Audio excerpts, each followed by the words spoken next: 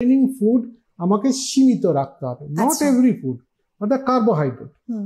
যেহেতু আমরা এই যে আপনি বললেন যে এটা ব্রেকফাস্ট আমি ভাবলাম যদি আমি রুটি আর সবজি খাবো, রুটি কিন্তু আমি 2 কি 3টে খাচ্ছি, আমি কিন্তু একটা রুটি বড় বাটিতে সবজি খাচ্ছি না। কারণ if I compare the price of that vegetable with the price of the roti, তাহলে কিন্তু ভেজিটেবলের দামটা বেশি হবে। সেই জন্য সাধারণভাবে আমরা দেখি মুড়ি মানুষ খাচ্ছে, পেট ভরতে হবে, পেট ভরাটাই মুখ্য উদ্দেশ্য।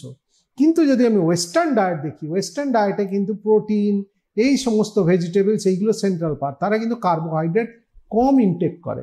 তার ফলে ওদের দেশের কিন্তু diet is different from our diet. আমাদের দুপুরবেলা প্রচুর পরিমাণে ভাত খেয়ে পেলাম, সমস্ত কিছু ভাত অথবা এই যে কার্বোহাইড্রেট, এইটাকে আমাকে সীমিত করতে হবে। সো আমাদের ইন্ডিয়ার খাদ্যাভ্যাসই কিন্তু mostly of carbohydrate.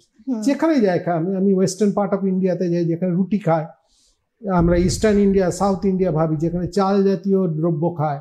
South India ধরুন সকালে ব্রেকফাস্ট করছে 6টা ইডলি দিয়ে অথবা 4টে ধোসা দিয়ে, হিউজ অ্যামাউন্ট অফ কার্বোহাইড্রেট। এই মানুষটা যদি ডায়াবেটিক হয় তাহলে তার কতটা সুগার বেড়ে গেল, সেইটার কারণ ভাবতে আমাদের কিন্তু ওই জিনিসটাকে কন্ট্রোল করতে হবে। ঠিক আছে, আমাকে পেট ভরাতে হবে, আমি রুটি ভাতের পরিমাণটা কম রেখে আমি হয়তো স্যালাডস দিলাম, কিছু ভেজিটেবলস দিলাম, 1 বাটি ডাল নিলাম, তাহলে আমার রক্তে শর্করার পরিমাণটা কিন্তু অতটা বাড়বে না, তাহলে কিছুটা লিমিট থাকবে। তার সাথে